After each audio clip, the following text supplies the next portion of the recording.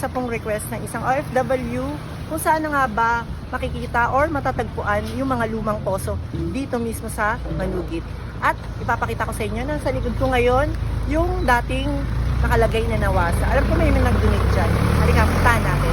Guys, kung makikita nyo yun guys, itong kanto ng bagak nung araw at itong, yan, yung kabuuan ng kahabaan ng morong, dati may nakalagay dito nawasa. Kung makikita nyo dati nung araw, dito sa kanto ng bagak,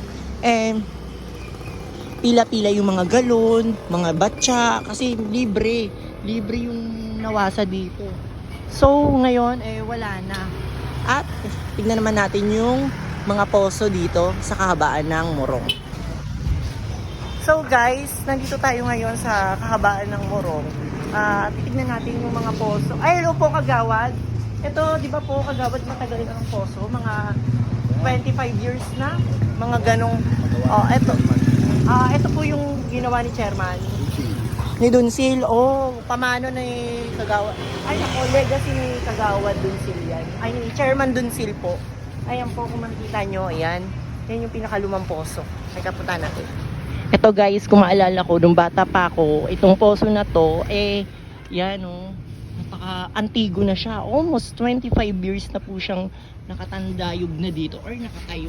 Yan, makikita nyo guys. Yan. Yan yung kahabaan ng morong. Yan yung poso. Alam ko meron pang poso dito Yan, itong part na to, na ano na to, nagiba na kasi yan kinuha na. So guys, andito tayo ngayon. Ito yung dating nagiba na ngayon parking na. Meron po dito, kaso tinanggal na siya. Tignan natin. Ito guys, ayan yung poso.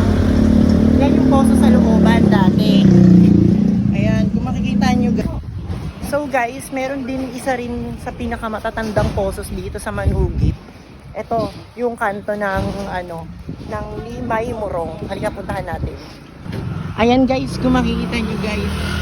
Ayan, makikita nyo sa kanto ng Limay. Ayan. Yan, malapit lang ho. Ayan lang yung harap ng barangay. Barangay 205.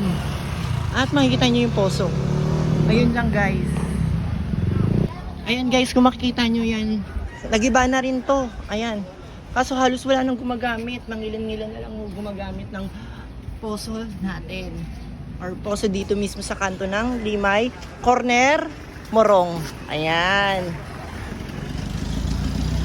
Pero guys, dun sa hindi ko napupuntahan kasi meron din poso dun sa tapat din ng ng Lapu-Lapu. Ayan, i-zoom in ko na lang dahil ayoko na pumunta, sobrang init na. Ayan, kung makikita nyo guys, meron din poso.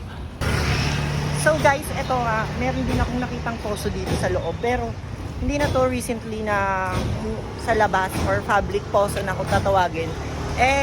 Ito na yung sa loob nila Kuya Rick. Kung matatandaan mo yung bahay nila Kuya Rick, sa loob niyan may poso.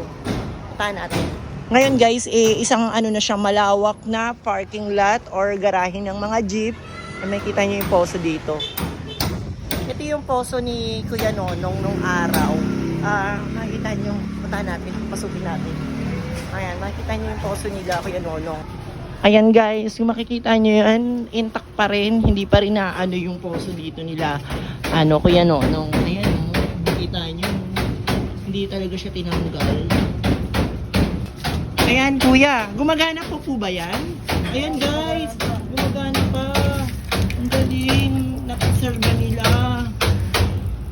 Alam mo ba yung lasa ng tubig niyan? Ang tamis. Ay, matamis? Oo, para kang umakyat sa bundok ng Everest. Totoo ho? Sa ibang poso makikita mo Matabang. matabang na madulas. Pero ngayon, Ito hindi. pinasasayang niya yan? Oo, pinainom din namin yan. Logo. Ayan guys, so. Nakala mo pa, para ka nakatikim ng coke dyan. So guys, kung makikita nyo, ayan pinuntahan natin. Pinasok natin yung loob. Kasi ito dati, nila Nanay Miding to nung araw. Ayan nila Nanay Miding. Tapos doon, yung kalahati nun, doon mismo yung kay Kuya Nonong. So ngayon, may poso pa rin pala doon nila sa loob nila Kuya Nonong.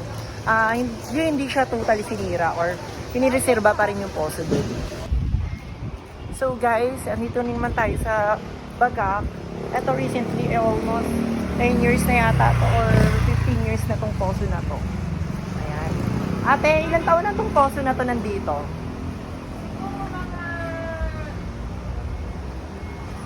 15 years, gan.